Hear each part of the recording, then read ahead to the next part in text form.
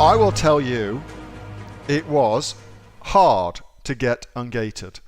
It took us, well, we were successful on the 9th attempt. And so the backstory is Bill and myself are building an Amazon business to sell on amazon.com.au here in Australia. And we're starting that business from absolute scratch, nothing there. We've gone through the product selection process. We've documented the whole thing in my inner circle. So if you're in my inner circle, you know this already. If you're not, that's the backstory to it. And of course, part and parcel of that is we had a goal, because it's always good to have a goal. Our goal was to make $50,000 in sales in December of this year. So that's not very far away.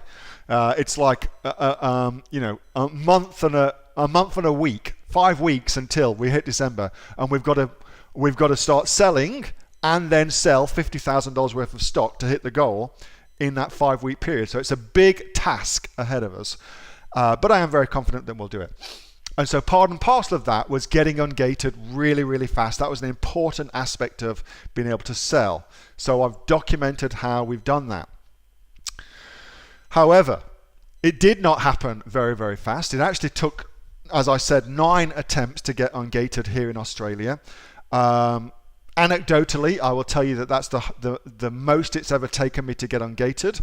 And anecdotally, I think it's getting more and more difficult to get ungated on Amazon because, of course, more and more people selling, and so they're just tightening up their rules. So the big lesson here is don't give up. That's the big lesson. Persistence is everything.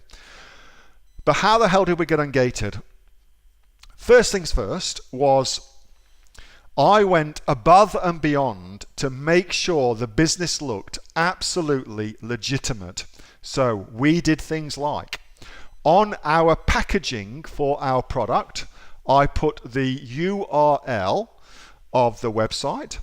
I went and got myself a telephone number and had that telephone number answered in the name of the company, so that if Amazon did call, and by the way, they did call, if they did call, it would get picked up and answered, hello, and then they would say our brand name, etc., etc. I'm not going to say it here because I don't want loads of folks going to it, but so we did that. So we had the website, we had the telephone number on our packaging.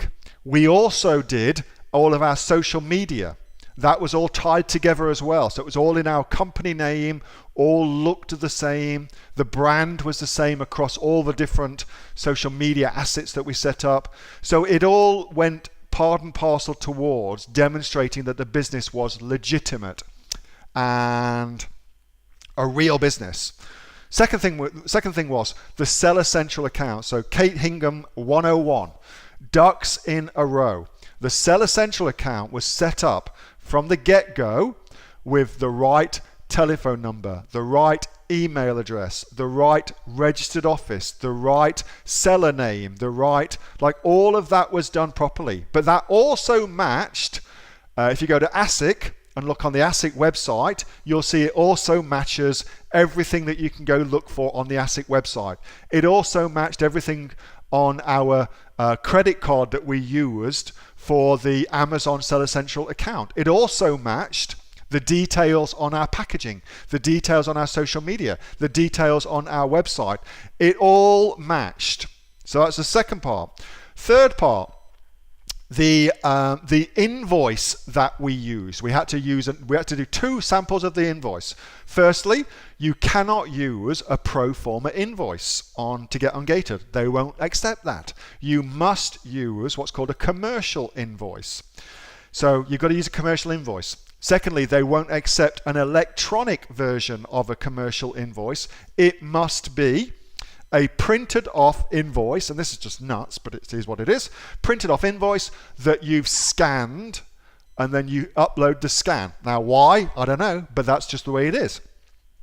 On the invoice itself, again, ducks in a row. So on the invoice, the business name for our trading entity was correct, and that matched Seller Central, that matched ASIC, that matched a website, yada, yada, yada. So all of the information on the commercial invoice had to match up too. Every single thing had to match. That is the big, big thing here. That's just crazy. Next, the images that we used. So firstly, of course, we had Mick Kelly from GoMibby do our images for us, and Mick is flipping awesome. GoMibby, here you go. Mick does all of my Amazon photography. He is flipping awesome. You've only got to look in the group to see how good this guy is. He does the best Amazon images I've ever seen. He just does amazing things with them. But anyway, so we're getting Mick to do all our images, and we've got to have our images right from the get-go to make sure we get ungated. So that was taken care of like that. The packaging that we use on our product, what does that say on it? Well, it had our registered office on the packaging. It's got our telephone number on it. It's got our website on it.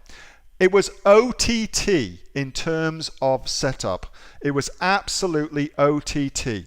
So that's what I did to get ungated.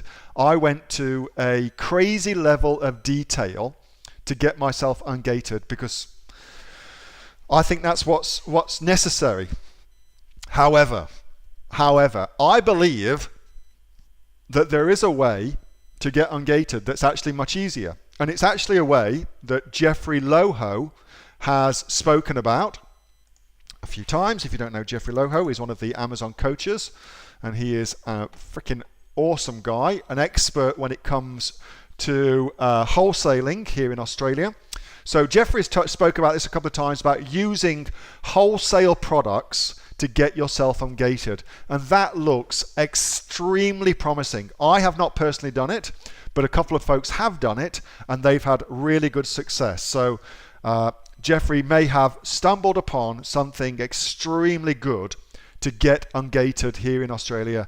If you want some help with that, then you can hit Jeffrey up for a coaching session or whatever it might be, a product discovery session, and Jeffrey can help you out with that. But that's something for you to think about. That's another way of doing it by using wholesale sources. It looks on the surface at least like it's an easier process to get ungated rather than private labeling. So something to think about. So that's what I did, which I think you'll agree was the nth level of craziness. And there's also, it looks like, a very much easier way through Jeffrey and what Jeffrey now knows to get yourself done. So hit up Jeffrey for that. Hey, thanks so much for watching that video, and I hope that you got some massive value from it. Before you go, do you live in Australia? If you do, this is for you. Would you like to learn how to sell things on Amazon here in Australia? Would you like to know what sells really, really well and what sells for the maximum amount of profit? Would you like to know where you can source those products from, whether that be in China or here in Australia, and how to source them so you pay bottom dollar and get maximum value for what you're doing? If you do, please subscribe to my channel and like this video, and you'll learn that and much more. It's the exact same information that people like Jeff from New South Wales have used to make $45,000 a month on Amazon, that Sue, who's from the sunny coast, has used to purchase herself a brand spankly BMW every single year as a result of her e-commerce business, and the lovely Kate from Bowral in New South Wales has used to make $32,000 a year on, a month, not a year, a month on Amazon, and indeed Anthony, who makes $15,000 a month on Amazon, selling, as he puts it, odds and sods. If you'd like to learn the exact same information that they use to maximize their profits for their Amazon businesses, subscribe to this video, like my channel, post below if you want me to teach you something. Okay, I'm out of here. Speak to you soon. Bye. Subscribe. Do it now.